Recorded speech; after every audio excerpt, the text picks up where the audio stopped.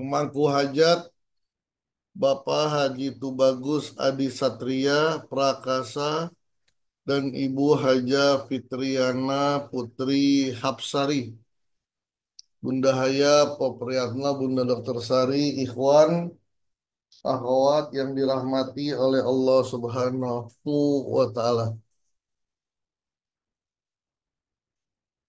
Ibnu Athaillah As-Sakandari berkata, la amala arja lil qabuli min amalin yagibu anka suhuduhu wa yuhtaqaru indaka wujuduh. La amala arja lil qabuli. Tidak ada amal yang sangat diharapkan diterima oleh Allah. Tidak ada amal yang kemungkinan besar diterima oleh Allah. Maka bahasanya pakai arja. Karena yang menentukan diterimanya adalah Allah. Terkadang dalam kacamata kita udah sempurna, tapi belum tentu diterima oleh Allah. Maka Ibnu Athaillah memakai kata arja, sangat diharapkan. Jadi 80% amalnya diterima.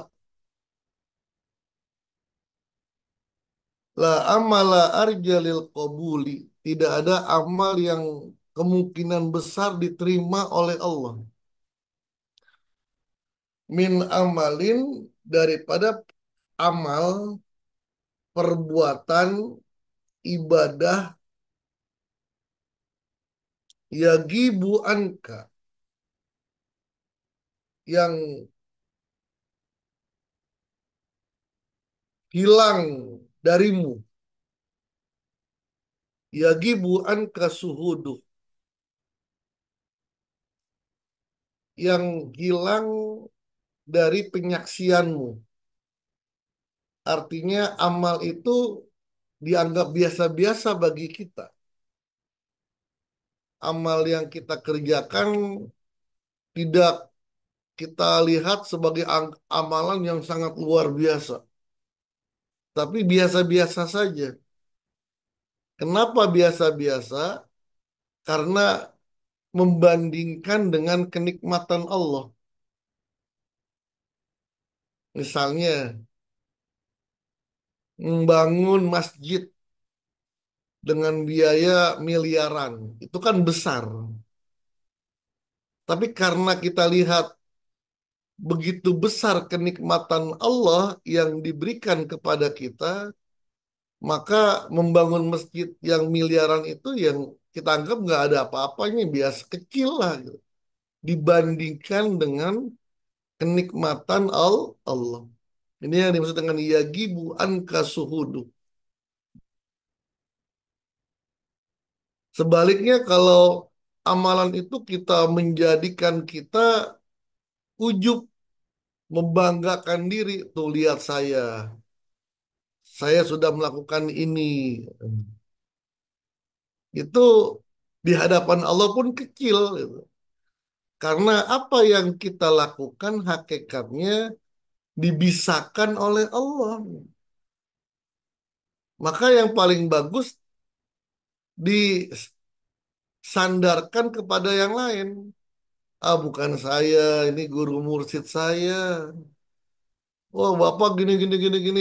Alhamdulillah, tapi ini semuanya doa orang tua, ini semuanya keberkahan guru mursyid. Jadi kita meminimalisir rasa telah melakukan sesuatu, telah melakukan sesuatu yang luar biasa. Biarlah Allah yang membesarkan. Wa yuhtakaru indaka wujuduh.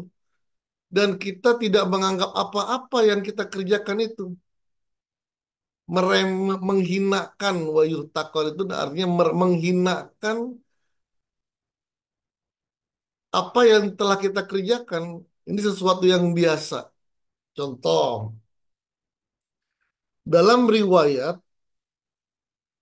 ada seseorang yang diperlihatkan pahalanya luar biasa, besar. Ternyata amalan yang dia kerjakan adalah ketika dia sedang berjalan, ada paku di jalanan. Lalu dia ambil. Setelah itu dia buang.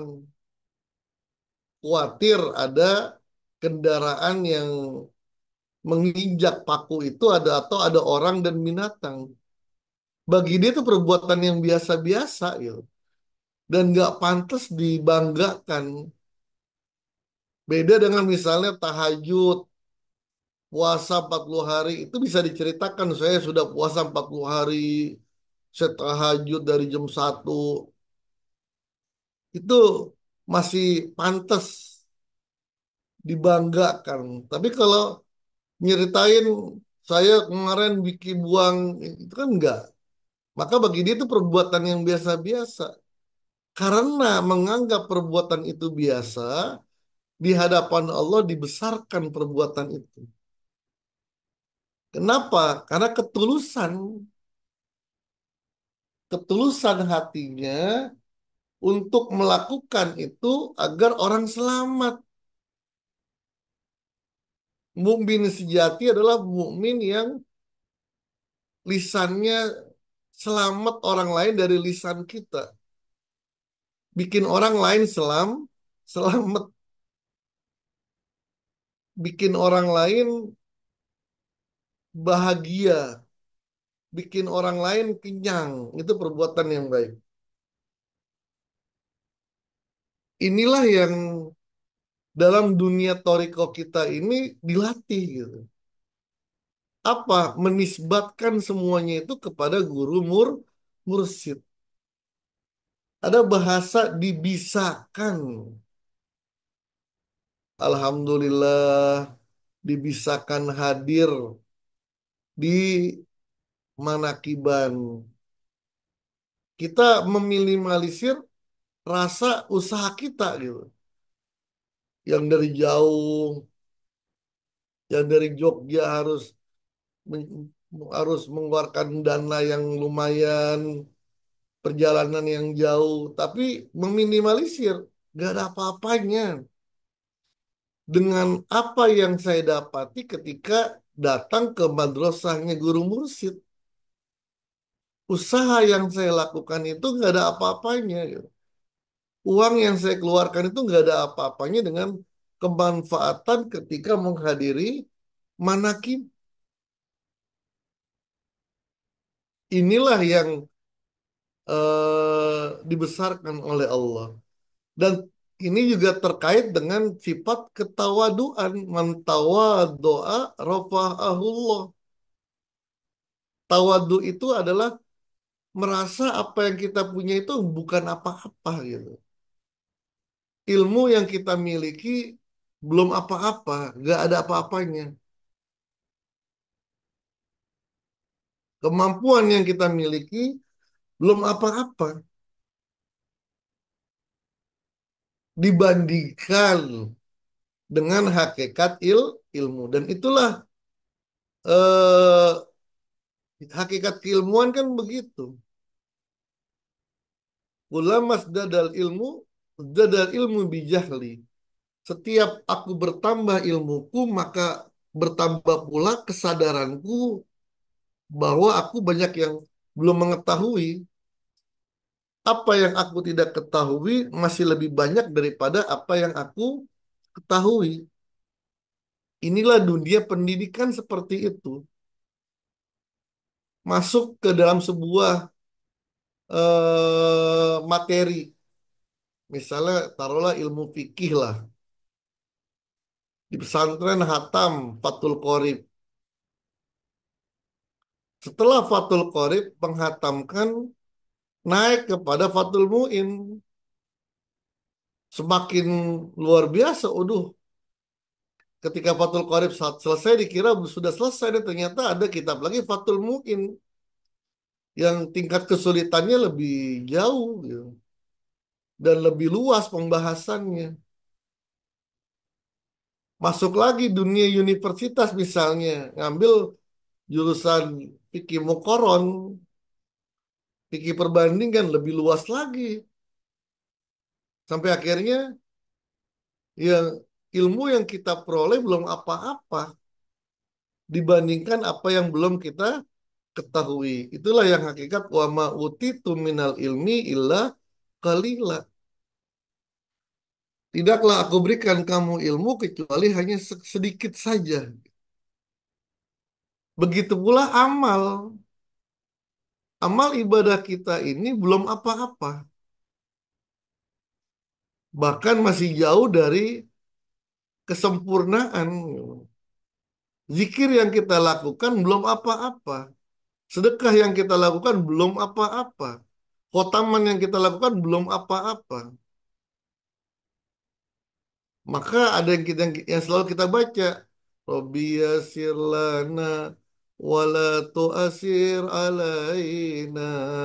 Rabbi tamim lana bi khairi a'malana. Jadi Rabbi yasir lana, ya Allah mudahkanlah urusan kami. Rabbi tamim, ya ya Allah sempurnakan apa yang kami lakukan dengan yang baik. Jadi kita merasa ya Allah, sholatku belum sempurna, masih jauh dari kesempurnaan. Zikirku masih jauh dari kesempurnaan. Siapa yang menyempurnakan? Guru mursyid. Maka ada namanya robitoh gitu.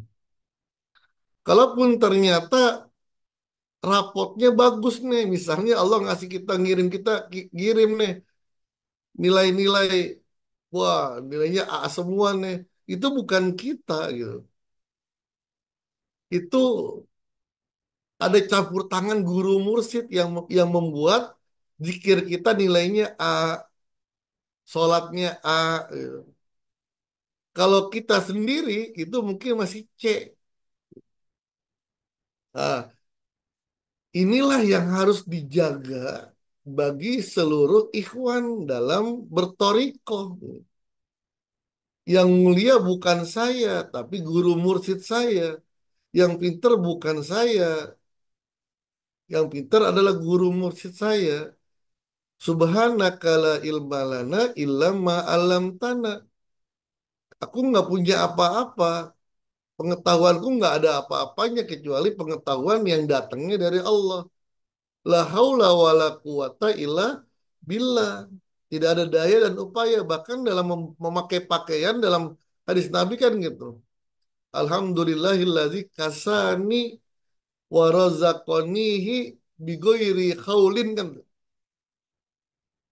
Segala puji bagi Allah yang telah memakaikan aku pakaian tanpa daya upaya aku gitu.